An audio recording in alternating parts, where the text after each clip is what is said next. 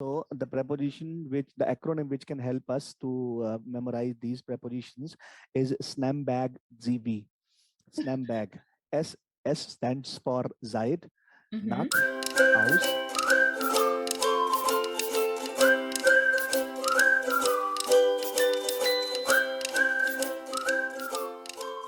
Hi everyone, this is Manoj, your German coach. So as we discussed last time about our new topic of dative prepositions, which I and our famous trainer Anna are going to talk about.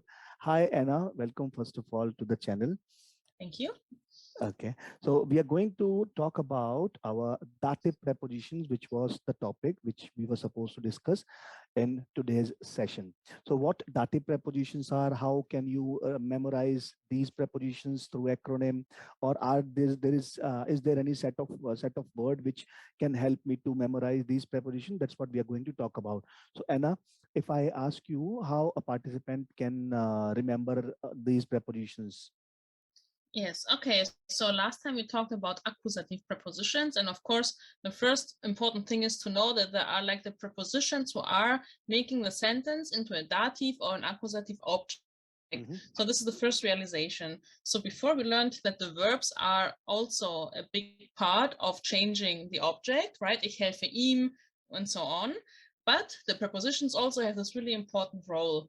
About acronyms, I never used them, I must admit. The first time you told me about it, I know what they are, of course, but I never made like a kind of sentence, Eselsbrücke, as we say. Mhm. So when we look at it, I gave my students the list and we practice, and just practice, right? We make the sentences, we check out how can we use the prepositions. We will talk about them in a second.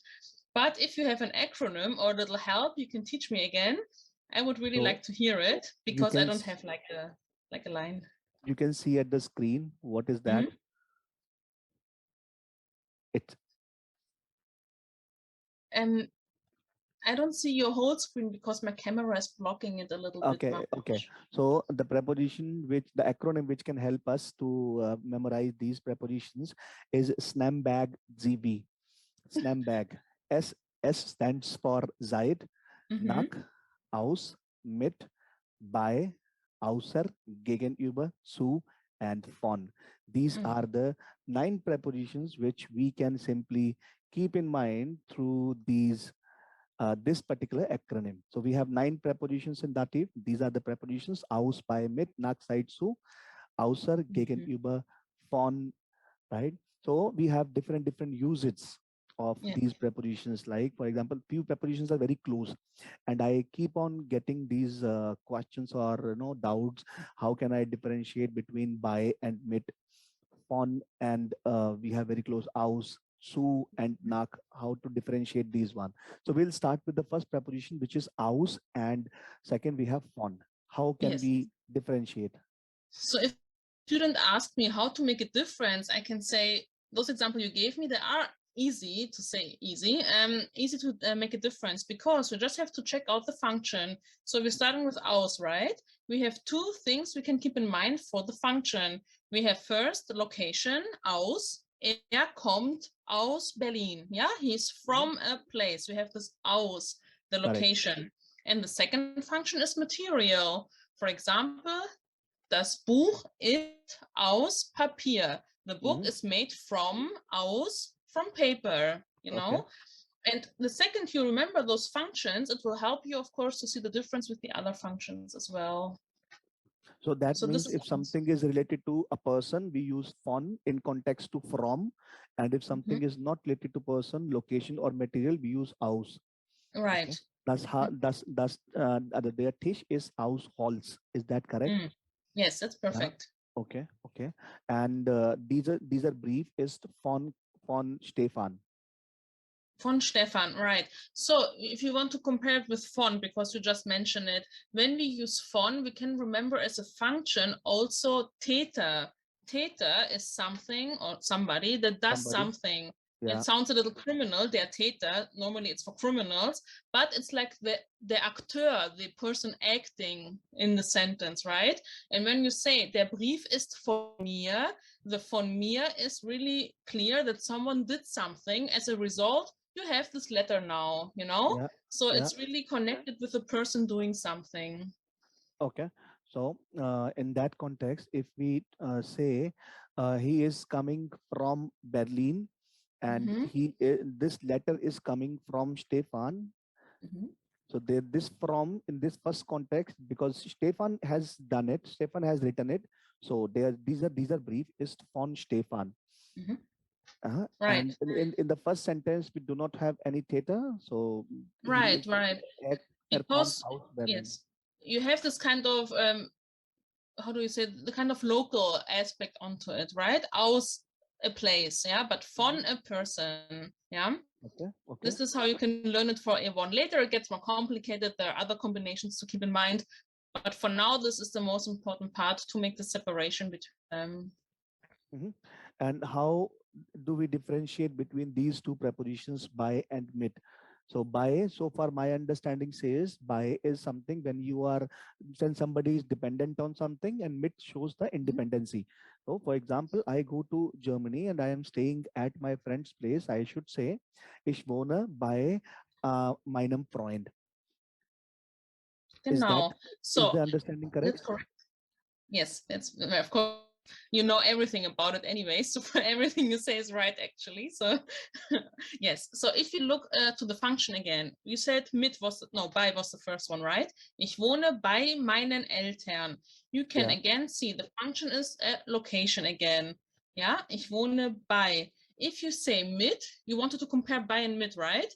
Ich Yeah. wohne mit meinen Eltern. This gives it the with aspect. Mm-hmm. Mit is how something is done. It's not only for people. For example, with your help, mit deiner Hilfe.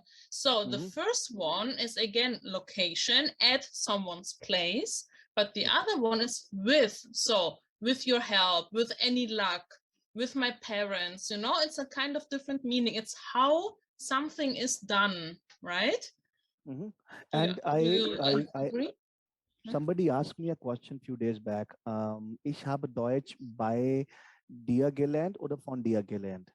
What is correct? Ich habe Deutsch von dir gelernt would mean I learned German from you, but Mm-hmm. you can also say bei ihr or bei dir habe ich Deutsch gelernt, which would make it by being with you, so from your Correct. help, I learned German. It's Mm-hmm. really a fine line. Correct. The problem is you can use many things to say stuff, but you cannot say everything. There will be So some things that you in cannot this, say. that means in the second sentence, ich habe Deutsch bei dir gelernt, that means you have not taught me, but we both were learning together. When we were together, I learned German. Yes. Or you can say ich habe, yeah, yeah, if you say it like this. Let's have a school, right? We say the language school XYZ. Ich Mm-hmm. habe Deutsch in der Schule XYZ gelernt. You cannot say, it sounds strange when you say, ich habe Deutsch bei der Schule XYZ gelernt. It sounds a little Mm-hmm. strange. People will Yeah. understand it. They will see you are a beginner of the language, but we try to make this kind of different separation to make it better. Okay, okay. Mhm. Do we have more examples of buy and mid? For example, if I am staying at my parents' place and I am not earning anything, my parents are taking care of me. So I can Mhm. say ich wohne bei meinen Eltern. Mhm. So I am dependent on them. But the Yes. moment I am graduate, I am moving out of the house and just I am, earning. I am just supporting my family and living with them. So I can say now ich wohne mit meinen Eltern. That means they are not taking care of me. I'm just contributing equally with them. Yes. Ich wohne mit meinen Eltern makes it really clear that you're not depending on them, but those Right. kind of meanings are so fine, right? So later when you use it, you will just say it without thinking about it, but because Mhm. the difference is really small. But yes, you're Okay. right, exactly. Mhm. And now the next difference which we need to know are the two another prepositions zu and nach. This is again a very common meaning when we say Mhm. ich gehe zu Hause, ich gehe nach Hause. What could that mean? These two prepositions again have a very similar meaning too. So when Mhm. we say ich gehe zu Hause, ich gehe nach Hause, when do we use zu? When do we use nach? Okay, so for zu and for nach, we have this kind of location, right? So, and we have this kind of direction also. When I say zu, ich bin zu Hause oder heute essen wir zu Hause oder wir bleiben zu Hause. Of course, we can also say, well, so let's make it easy now. So if we have zu, just keep in mind, it's not a direction involved. Yeah. So if you say it more static, things or activities that are at a certain position, position A, then you can say zu. For example, you call a friend, bist du zu Hause? Are you home? Yeah, stuff like that. And if you say nach, which is also a local preposition, it's really complicated. It gets more complicated even further. There you can put the aspect of movement more easier. Ich gehe nach Hause oder lass uns nach Hause gehen or stuff like that. So there you have this movement aspect a little bit more. Yeah, this is the biggest difference in my opinion. Okay, and so my understanding about these two prepositions is also same. So how I explain these two prepositions to my learners. So when we are going from location A to location B, we use nach. Berlin to München, nach. Right. Berlin to Hamburg, nach. Okay, one city to another city or from one place to another place, we use nach. Ich gehe nach Berlin, ich fahre nach Berlin, ich fliege nach Indien, ich fliege nach Deutschland. But so we use, and this is only in context to wohin goes to, right? So so we use when we are going to a specific place, specific destination or specific person, right? Ich fahre nach Deutschland zu meiner Tante. Right, ich fahre nach Italien zu meinem Opa. So zu, because it is a specific location we are going, we use su. Is that correct? Right, that's correct. So when we say we have the A1 lists, for example, they give you this kind of examples for zu Paul or zu stuff like that. And then you have to see, is it really a direction to a certain place or is it like for the function to go somewhere? Yeah, ich fahre zu einem Kongress, for example, right? And then we have zu. You cannot say ich fahre nach einem Kongress. This is not a location. This is not, it's not general, it's too general. So we need for zu the more specific thing, and the meaning of location shifts a little back. It's more the meaning of going somewhere specific to do something, you know. It's really hard for beginners, of course, to grasp, but with practice it's possible. Okay, wonderful. So we have another two prepositions coming up, which are gegenüber, außer, and this is which one is left, seit. Three more prepositions. So gegenüber, aus, and seit, you said, right? Yeah. So we have three, seit, außer, and gegenüber. Which one you want to do first? We can do seit. Very simple, very easy. Right. Seit is thankfully really easy, right? So we have the luck that some of them are really clear structured and it's easier for us. We have seit is time related, of course. So seit Oktober lerne ich Deutsch, yeah? Or seit Montag kann ich nicht schlafen or whatever, you know? So we have the time and we use it for since this and this point of time, you know, since Monday, since October, since 2011, stuff like that. Yeah. So it's super easy. It has only one meaning, seit. Yes, luckily. So when seit comes with dem, becomes seitdem. Seitdem is also same like since then. Seitdem arbeite ich als Lehrer. Okay. Which is a little, sorry, seitdem, we have to be a little careful. It's not in the middle of the sentence, right? It's a little not the same as with a noun, with an object, but we don't want to make it too complicated. That actually becomes a conjunction. When seit and dem come together, they become a conjunction, which is a different one. Yeah. Okay. So we have außer again, which means apart from or except. Yeah. So außer, in my books for A1, this is not quite the level for außer. I thought it would be A2 or even higher, but außer, it's like also for dative, except something. Außer, it's a little hard because you say except Monday, I'm free the time. You say außer Montag bin ich verfügbar. Außer dem Montag, except the Monday, I'm available. So this is how you use it. It also has only one meaning in this case, luckily. So if I say this sentence, wir gehen ohne dich. Simple accusative. Wir gehen außer dir. Is that correct? Wir gehen außer dir is not correct. What is it supposed to mean? Apart from you, or jeder ist hier außer Schwester von Maria. Jede Person ist hier, also apart from Okay. this is apart Yes. from Schwester's Maria, Maria's Schwester.